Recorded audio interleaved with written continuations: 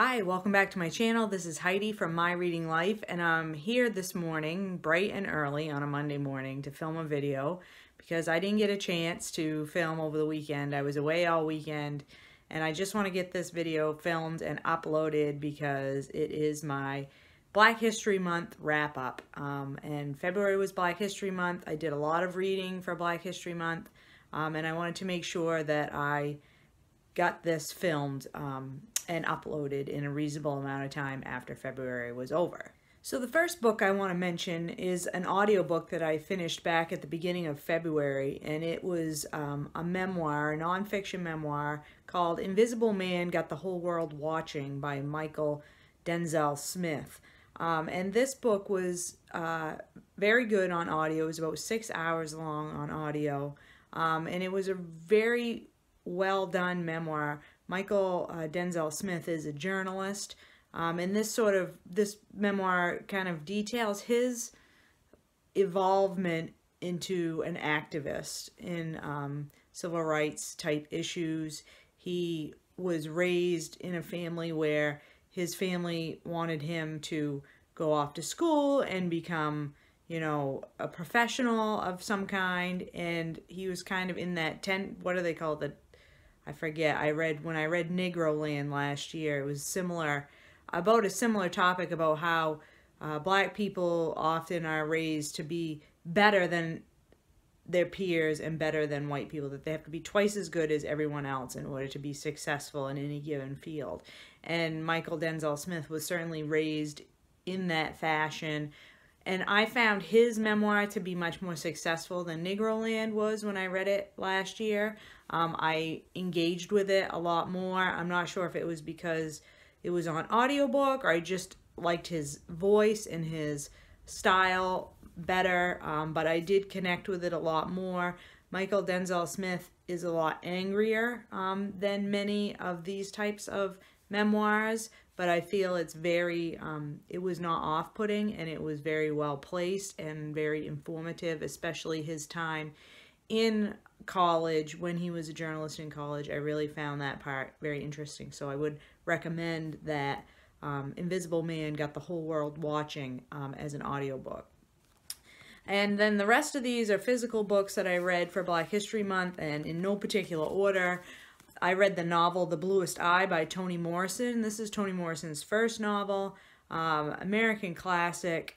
This book, I mean, I don't know why I put off reading it for as long as I did. It is it's a difficult novel in that there's child abuse in it, but it is also just, the narrative is written so well and the story just pulls you along.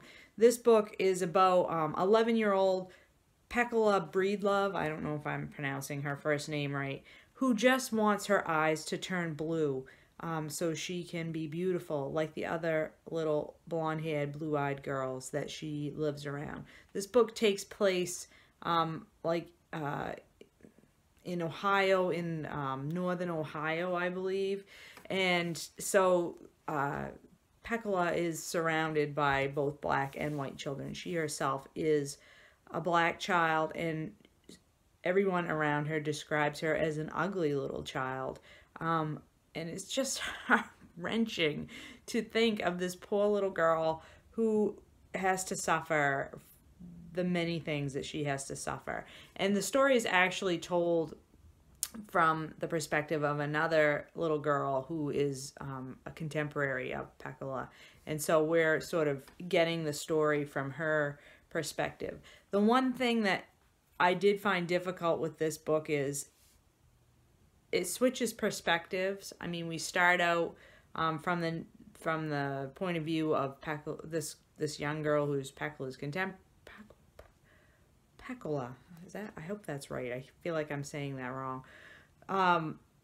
We start out from this perspective of this young girl, and I don't even remember her name or if she is ever named. And she's telling the story of this young girl. And that, I really enjoyed that viewpoint, but we do switch to other viewpoints of some of the adults that are also in the story.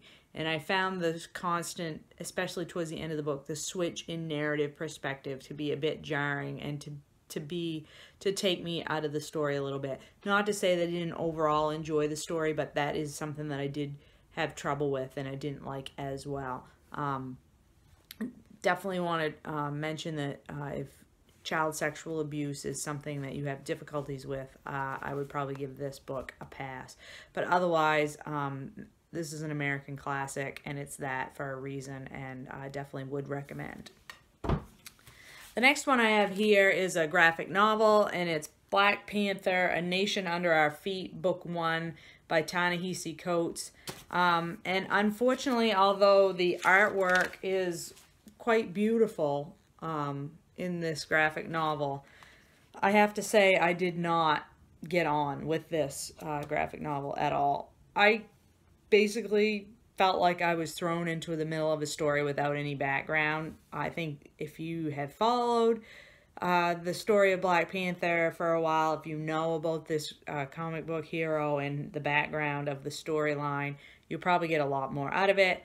I just didn't know what was going on throughout the whole book. The whole book, I'm like, I don't know, I don't understand any of what's going on here. So while I did enjoy the artwork, and the artist is Brian Stelfreeze, I found the art beautiful.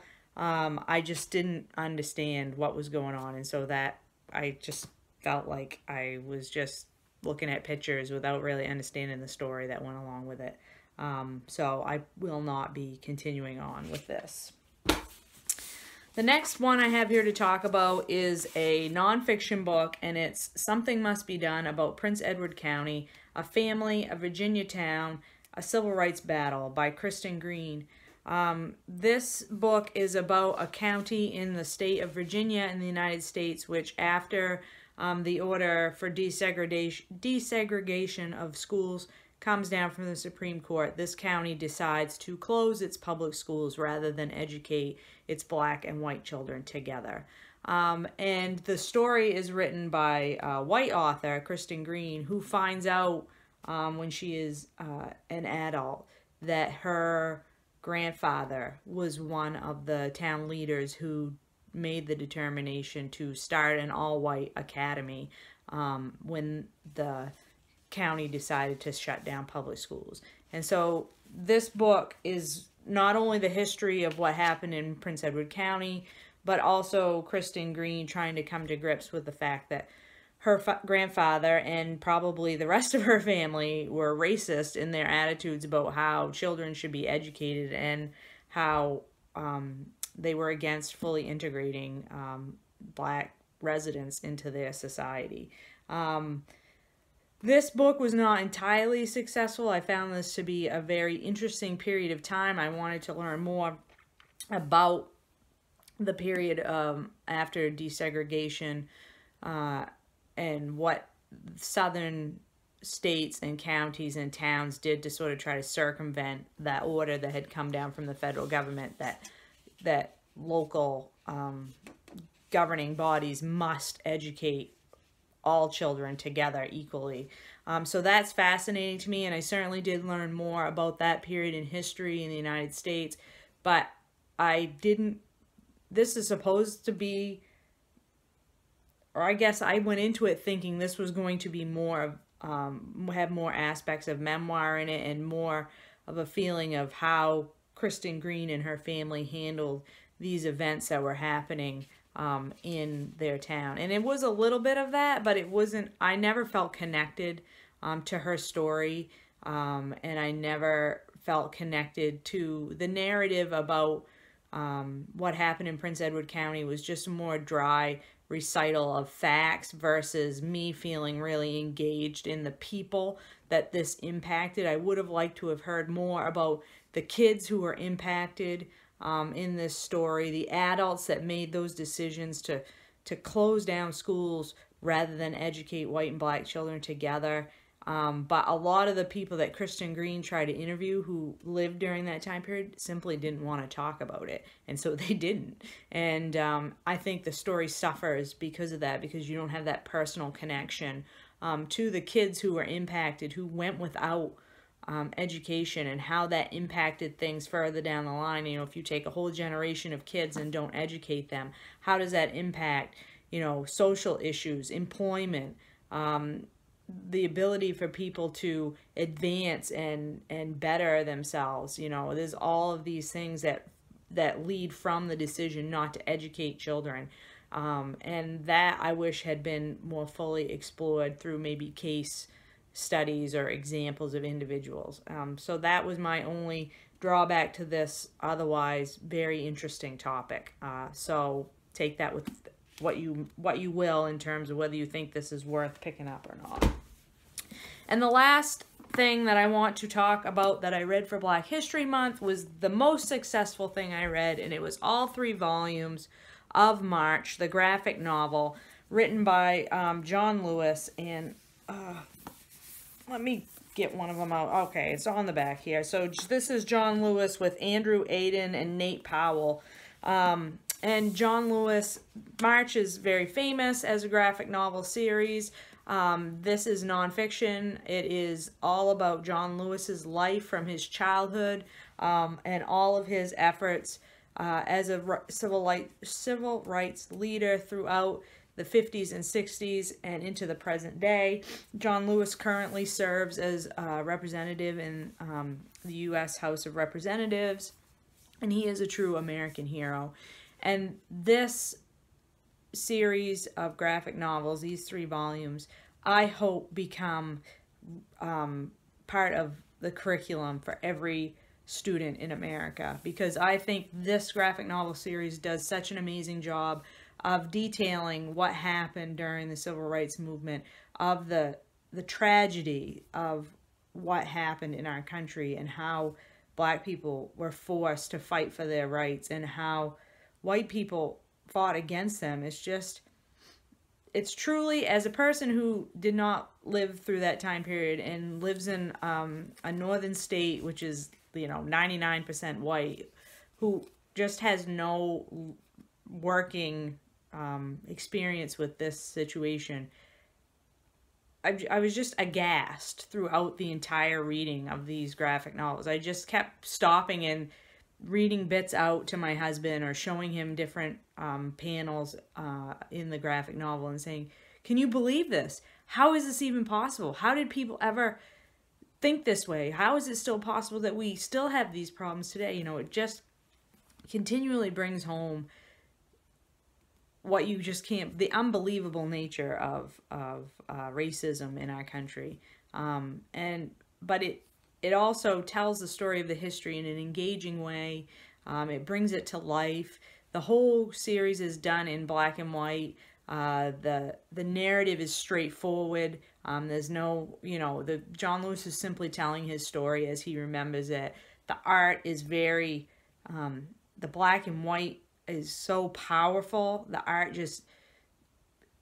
just makes you feel even more the events that are happening, you know, from the sit-ins at the lunch counters and the freedom bus rides and the marches and what happens, the level of violence at every turn. The fact that people who are otherwise considered, you know, prominent, respectable leaders in these cities and towns in the South that would act with such, I mean, I don't even know how to describe it. Everybody's seen the pictures of, you know, white women spitting on little kids who are trying to desegregate a school, or you know, white police officers taking a college kid out of a line at a movie theater where he's trying to buy a ticket and just beating him with a stick.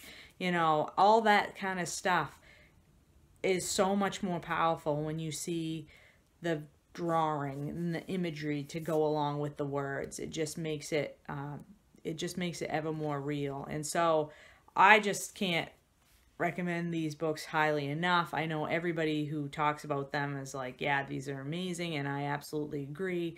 They're absolutely worth your time. And I hope that you will, if you haven't already, I hope that you will make an effort to pick up March volumes 1 through 3 by John Lewis. They are absolutely worth your time. So that's it. That's what I read during Black History Month. I feel very pleased with the amount of reading I got done. I actually got through everything that was on my TBR list, plus more in terms of what I wanted to read in February. So I count that as a huge success.